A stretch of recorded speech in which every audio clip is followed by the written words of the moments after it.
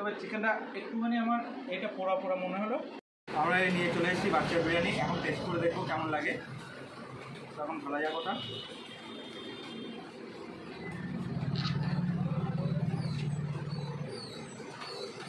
Quantity কিন্তু অনেকটাই, এই দেখতে পাচ্ছ কোয়ান্টিটি কিন্তু অনেকটাই।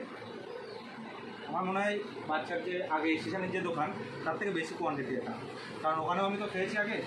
আর এত বড় একটা চিকেন, এত বড় সাইজের, আর আমটাও দেখতে পাচ্ছ। দেখি কেমন লাগে খেয়ে দেখি।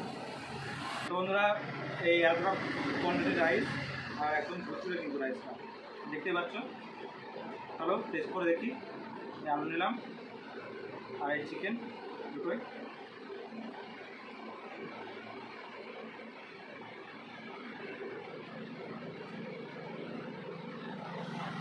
ঠিকঠাকই আছে মোটামুটি, আলুটা কিন্তু প্রচুর সফট। দেখো হাত ধরে গলে যাচ্ছে পুরো, দেখতে পাচ্ছ। আর এর সাথে কিন্তু স্যালাডও দিয়েছিল, কিন্তু আমাদের বাড়ি আনতে আনতে সেটা নষ্ট হয়ে গেছে, কপাল খারাপ। এই যে স্যালাড রেখে দিয়েছি, নষ্ট হয়ে গেছে বলে। ঠিক আছে বন্ধুরা, টেস্ট করে দিতে হবে।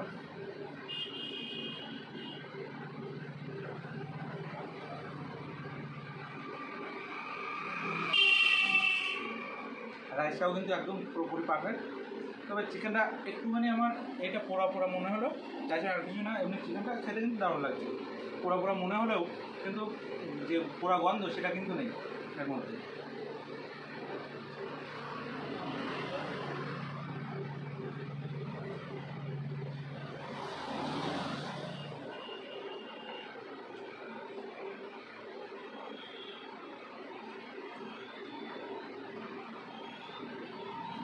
তো চলো বন্ধুরা, দেখা হচ্ছে আমার পরবর্তী ভিডিওতে। আবারও এরকম একটা খাবার তুলে এনে ধরবো তোমাদের সামনে। আর এটা কিন্তু বাচ্চার নতুন আউটলেটের ভিডিও। ঠিক আছে, টাটা। তো বন্ধুরা, এটা কিন্তু বাচ্চার পুরোনো স্টেশনের দোকানের বিরিয়ানি না, এটা কিন্তু নতুন আউটলেটের বিরিয়ানি। ঠিক আছে, ওটার থেকে এটা কিন্তু প্রচুর বেটার আমার মনে হয়। আর 130 টাকা হিসেবেও কিন্তু ঠিকঠাকই আছে। So tata, bye bye.